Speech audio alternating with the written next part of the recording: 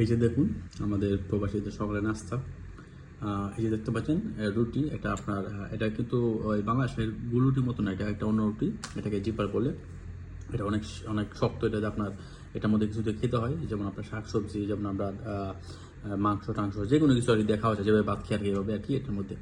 তো এখানে যারা সকালে আমরা নাস্তা করি, এই যে ছুরি দিয়ে আমরা এরকম মাঝখান দিয়ে এরকম ফাড়ি, মানে ছিঁড়া এর মধ্যে আপনার এই যে এটাকে বলে আমরা মাখন, এটা দিয়ে আমরা খাই। এটা খাইলে কি হয়, আপনার মনে করেন সকালে তো এই রান্না করার সময় থাকে না, দ্রুত হয়ে যায় এবং এটা আপনার স্বাস্থ্যের জন্য ভালো।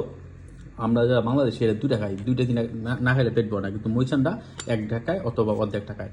তো এই যে সকাল নাস্তা একটা ডিম সিদ্ধ আর একটা কলা, এগুলো আসলে নিজস্ব খাবার, নিজেই আর কি তৈরি করে খেতে হয়। তো এই যে এটা আমি মইচানদের কাছে শিখছি এবং আমি এভাবে খাই। এভাবে খাইলে আপনার স্বাস্থ্য ফিট থাকে, ওজন বাড়ে না, প্লাস হচ্ছে আপনার যে একটা মোটা ভাবে এটা থাকে না, মানে আপনার ফিটিং থাকবে না আর কি। তো এই জন্য খাওয়া, আর আর এটা স্বাস্থ্যের জন্য খুব ভালো।